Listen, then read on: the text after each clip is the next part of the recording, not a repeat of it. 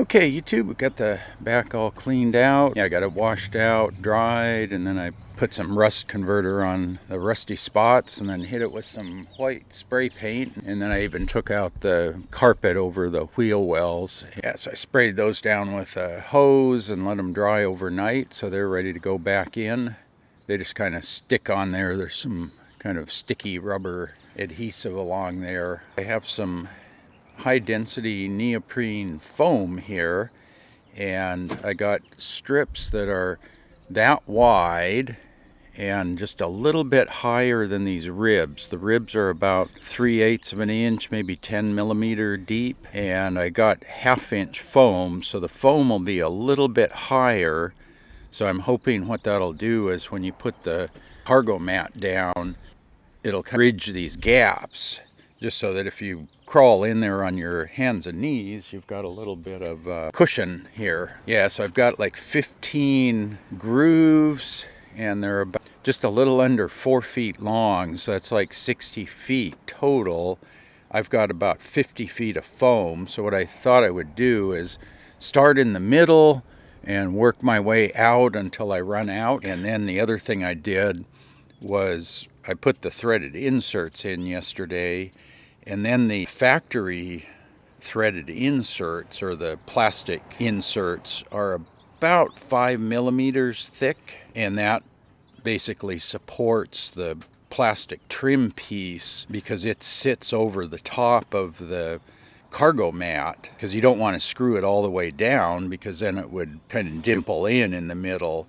I have some 1/4 inch nylon spacers, so what I did last night was I put some super glue on all of these and screwed the screws in, so those spacers should be firmly attached to the threaded inserts, and I'll pull the screws out, and then when I put the cargo mat down, it'll fit around these spacers, and then I don't have to worry about trying to line up the spacer and the hole when I'm putting the screw in. So I should just be able to drop the screw all the way down, and then I'll be able to tighten those screws down solid now, because the plastic will be supported across here, and then I'll have the aluminum strip on top of that, and that'll be a really nice solid thing. So if I'm dragging a heavy piece of steel or wood or whatever out of here, I don't have to worry about this getting torn off. So yeah, let me get busy. I'll try to get a couple of strips of the foam in and show you what that looks like.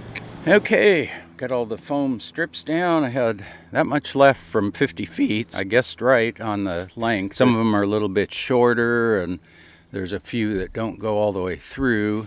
Yeah, so I'm gonna fold down the cargo liner, and then, let's see, I need to put some tape on that wire, get that taped out of the way.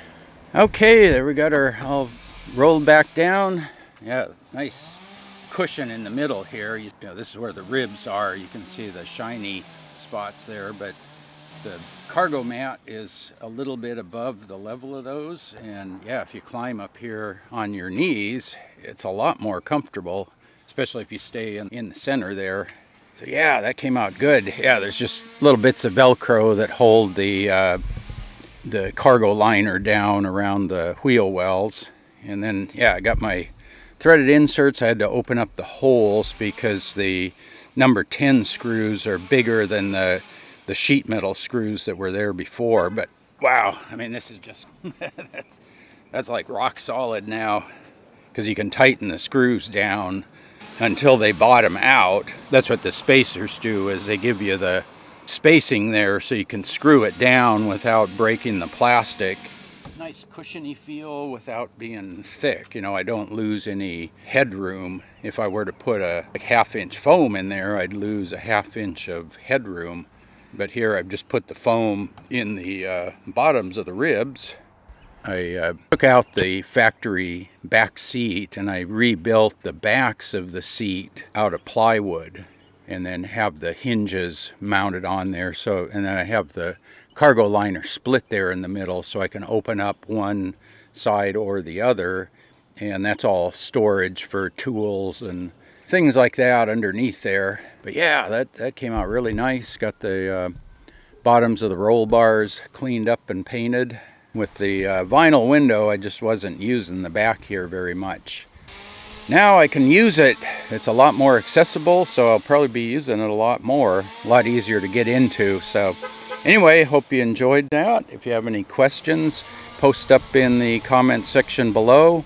I'll put some links to the foam that I picked up here. So yeah, I'll wrap this up.